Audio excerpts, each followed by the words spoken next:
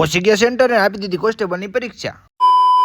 આખી રાત રેખડાને મળી ગઈ નાનકડી એવી રૂમ. કરી લીધો ઘડીક આરામ ને વાગી ગયા સવારના 4. પણ આયા તો આખું રાજકોટ હજી હુતું છે અને આપણે તો જાગવું જ પડે કારણ કે આવ્યા છીએ પરીક્ષા દેવા. પછી તો નાઈ ધોઈને થઈ ગયા કમ્પ્લીટ અને હવે કરી લેવી થોડા ઘણા ડોક્યુમેન્ટ ચેકિંગ કારણ કે પાછું કોઈક નામમાં ફેરે છે લોચા થાય. પછી તો રાજકોટની શેરીમાં સવારમાં 4 વાગે બગડદમ કરતા ઘોડા ઉપર લીધા. આવી ગયા બસ ડેપો ને રોનકભાઈ ઉતારીને હું નીકળી ગયો સીધો મારા સેન્ટર. હવે આપણું સેન્ટર રાજકોટ થી 30 કિલોમીટર જેવું હતું કાલાવાડ રોડ. હવે બોર્ડમાં આપણો નંબર કરી લેવી છે કારણ કે પેપરનો ટાઈમ હતો 7:30 વાગ્યાનો. ગેટ ખુલવાનો થઈ ગયો ફૂલ ટાઈમ. પોચા પગ કરતા સીધા જઈને લાઈનમાં ઉભા રહી જાય કારણ કે ડોક્યુમેન્ટ નું કરવાનું છે વેરીફાઈ. તો ફાઇનલી મિત્રો આપણે મળી પેપર દઈને પાછા. તો ફાઇનલી મિત્રો આજનું પેપર થઈ ગયું છે કમ્પ્લીટ. હવે એ નો પૂછતા સારું જો ખરાબ જો કારણ કે મરદ માણાને સારું જ જાય.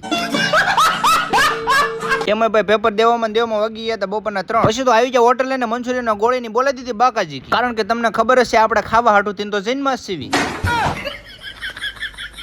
પણ આ ભાઈ તો મંચુરિયન ને એટલું ઉલાડ્યું મંચુરિયન રોવા માંડ્યું.